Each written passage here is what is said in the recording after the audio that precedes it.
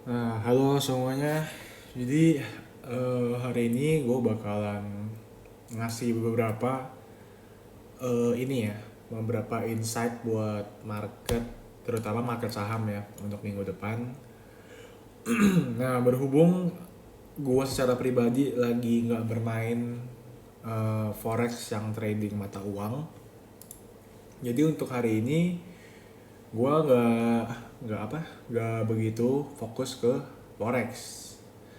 Jadi kalian yang kalau misalkan lagi trading, trading forex, lagi coba-coba, kalau kalian kayak penasaran mau minta advice, boleh langsung ke Discord kita aja. Nanti kita coba bantu dari sana. Nah, terus yang pertama, gue mau ngebahas mulai dari indeks saham-saham di stok Amerika. Menjelang kemarin, DJI Dow Jones ditutup dengan candle yang cukup bearish, hampir dibanting, cuman investor bukan investor, tapi market berhasil bikin dia nggak begitu bearish, dia ada rebound di level ini. Nah, tapi kalau misalnya kita lihat ke weekly-nya, weekly-nya ini close sangat-sangat bearish ya. Nah, dari sini aja nih, gue udah bisa kasih warning nih buat IHSG hari Senin besok. IHSG tertahan di sini. Kemungkinan besar dia ada potensi turun buat ke angka ini 5 ribuan, 4.900-an sini lah, dari sini ke sinilah. Nah, ini kemungkinan besar IHSG Senin bakal buka dan turun ke area sini nih. 4.950 sampai angka 5.000. Nah, di saat IHSG turun besok, gue bakal coba serok beberapa saham yang menurut gue oke. Nah, tadi sore gue udah nge-share saham-saham apa aja yang pengen dibeli beserta harga-harga seroknya. Kalau misalkan kalian bisa lihat di channel Discord, itu gue udah bagiin tuh saham-saham blue chip yang menurut gue pantas dibeli. Kayak misalkan ini, kalau misalkan kayak BBCA tuh area kecil beli gue tuh di antara 28.500, dua dari sorry dari 28.500 sampai area 27.000. Di sini nih, ini area beli nih. Tapi gue bakal skip BBCA. Kenapa? Karena berdasarkan valuasi yang udah kita buat, BBCA ini walaupun dia habis crash, tapi dia tetap aja masih overvalue. Sedangkan harga wajarnya itu kalau nggak salah seingat gue di angka 22 ribuan. Makanya dari itu gue lebih menyarankan kalian buat mengambil BBNI. BBNI kalau kalian tahu PBV-nya masih sangat-sangat murah, di bawah 1. Seingat gue di angka 0,8. BBNI sendiri sebenarnya PBV murah bukan karena dia jelek, tapi dia habis naruh dana buat dibuat pencapaian kredit. Ini tuh buat mengantisipasi ini ya, kredit macet buat tahun depan. Makanya dari itu dia punya cash flow agak jelek. Tapi tetap gue saranin beli BBNI. BBNI sendiri gue punya target buat beli mulai nyicil itu dari level 4.700-an. Dari sini nih, sebenarnya sekarang aja udah boleh beli sih. Cuman gue masih nawar sampai di angka 4.700. Itu pun kalau misalkan dikasih. Terendah gue bakal nyicil BBNI itu sampai di angka 4.300-an. Di sini. Di level support yang menurut gue cukup kuat. Di sini adalah area di mana demand buat BBNI itu ada. Oke. Terus gue berlanjut ke saham yang gue udah pegang di saham consumer goods, yaitu HMSP.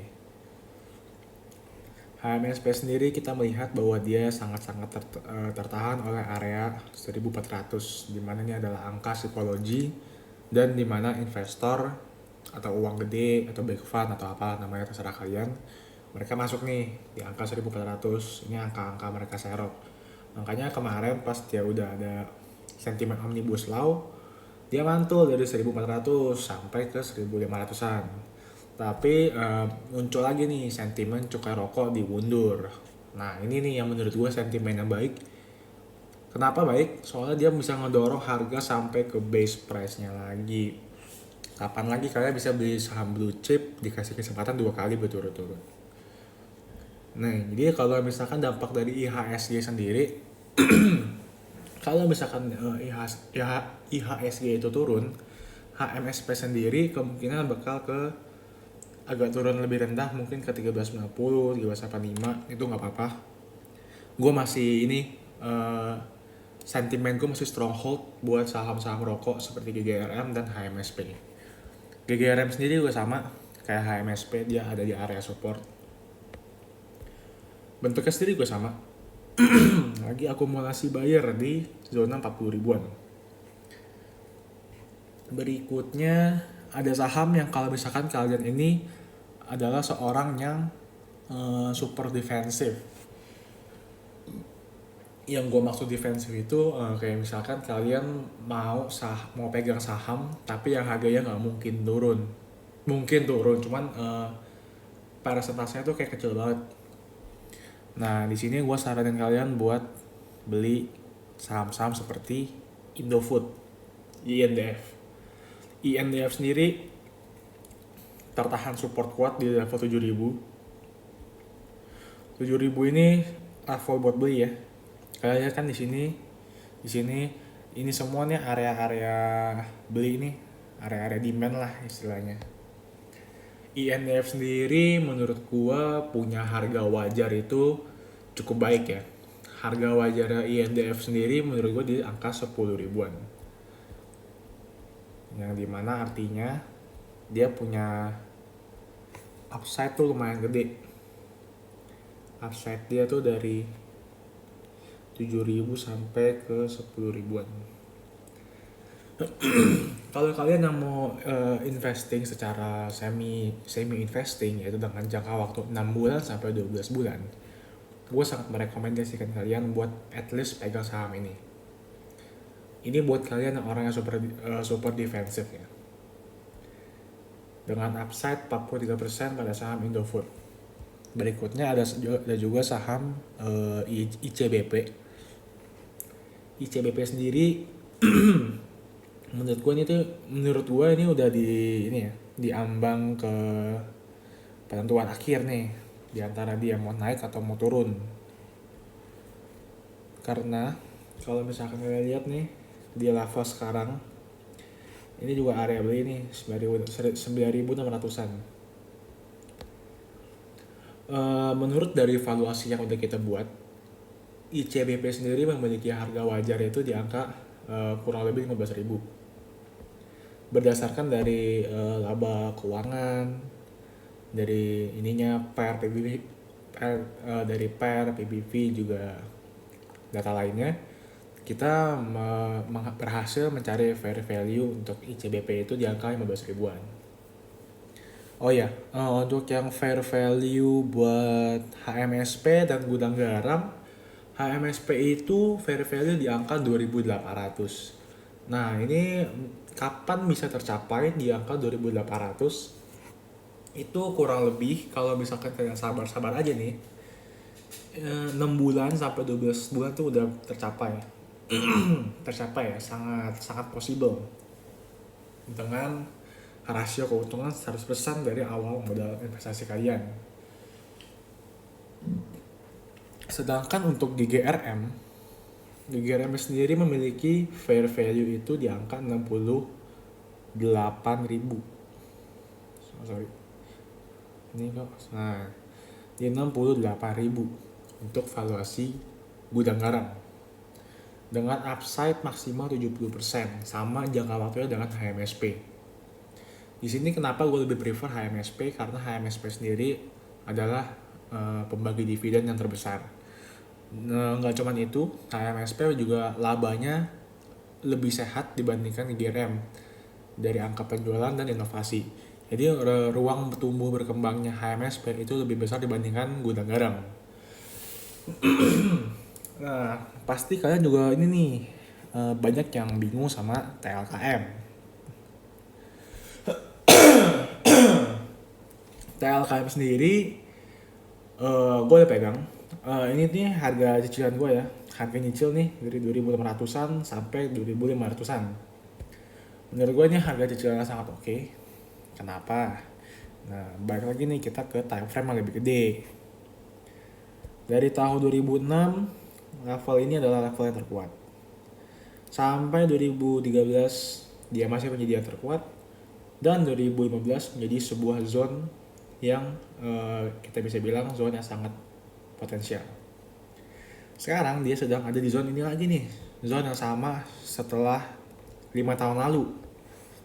Kenapa dia turun terus? Ini banyak ya alasannya. Kayak misalkan orang yang suka salah interpretasi, kayak kenapa nih dia jual menara banyak-banyak? Buat apa dia jual menara banyak-banyak? Ya padahal mah sebenarnya kan itu semua kan buat kebaikan Telkom. Tapi karena kebanyakan orang berspekulasi, nah ini jadinya lah asing pada ngejualin terus setiap harinya. Kalian juga harus tahu, dengan pembagian subsidi kuota dari pemerintah, Telkom sendiri juga sangat berkurang dari sisi pendapatan. Kenapa? Karena Telkom dipaksa untuk berpartisipasi dalam pembagian kuota gratis ini. Makanya dari itu, ya ini, makanya Telkom terpressure terus, dia harga jatuh terus. Tapi berdasarkan info yang kita dapat, pembagian kuota ini tuh udah hampir mencapai 100%. Akhir tahun kemungkinan pemerintah akan memberhentikan pemberian kuota gratis. Disitulah bisa menjadi titik bangkit bagi Telkomsel. Nah, untuk valuasinya sendiri, TLKM ini kita hitung harga wajarnya itu ada di angka 4.500-an. Yaitu dengan upside 71%. Sama untuk jangka waktu 6 bulan sampai 1 tahun. Angka cicil beli udah boleh dari sekarang sampai ke 2.500 nih. Bukannya zona ini nih area beli kalian. Gue nggak mau ngejual Telkom. Kenapa? Karena dia adalah perusahaan yang kita butuhkan sehari-hari. Juga perusahaan nomor 1 yang mendominasi pasar alias monopoli. Jadi nggak mungkin secara tiba-tiba dia hancur, bangkrut, dan nggak jelas. Jadi intinya kita kalau udah pegang, gak usah panik, gak usah cemas, kita tahan aja. Nah, untuk berikutnya mungkin gue sedikit singgung beberapa saham properti. Properti sendiri kita mulai dari CTRA deh. CTRA close sangat bagus karena weekly sebelumnya close dengan momentum yang cukup kuat. Dan di week sekarang dia mulai di week yang kemarin, week yang ini dia berhasil nutup di atas zona yang ini. Jadi menurut gue CTRA bakal terus naik. Nah, sampai mana CTRA bakal naik? Target pertama sih kurang lebih di sekitar sini nih. Di angka 1.100-an kalian udah boleh lepas sebagian CTRA. Terus untuk saham SMRA atau enggak ini deh BSD dulu, BSD juga sama ya kayak CTRA. Sangat ini sudah memulai fase uptrendnya. Untuk BSD sendiri target gue ada di sini. Sama kayak CTRA 1.100-an. Terus untuk minggu depan gue mau kasih tahu kita ada watchlist beberapa yang kayak misalkan saham KFC, sahamnya fast food, Nah ini lagi ada di support kuat nih, support yang cukup cukup kuat gitu loh. Makanya itu dari itu kita pengen lihat Senin itu dia bakalan kemana. Kalau misalnya emang bagus kita bakal coba koleksi saham KFC ini. Kemungkinan juga kita nggak bakalan ini ya, nggak bakal jadiin itu sebagai pengisi portofolio utama. Kita harus ingat kembali bahwa portofolio kita tuh harus diisi dengan saham-saham blue chip. Terus oh ya ini deh, berikutnya setelah dari saham gue bakal coba singgung kripto. Kripto sendiri untuk Bitcoin, Bitcoin harga terkini tanggal 31 Oktober Bitcoin mencapai 13.900 per Bitcoin. Gue masih nggak percaya dan gue masih nggak mau beli kripto. Kenapa? Karena Bitcoin masih begini. Yang gue takutin besok tiba-tiba dia sell off sampai mati sampai kemana nggak tahu. Gue daripada ngejar rally, gue lebih mending nyerok di bawah. Untuk sementara kita masih nggak begitu ini ya, nggak begitu pede buat kripto. Kenapa? Karena ya ini harga dipompa terus sama market yang gak jelas, yang penuh dengan spekulasi. Sama nih kayak misalkan XRP juga sama. Cuma secara overall sih mereka semua turun ya, kripto itu semua turun. Berikutnya juga gue bakal singgung di XY. Di XY ini juga ini ya, lagi konsolidasi aja gitu. Udah berhari-hari dia konsolidasi nggak jelas.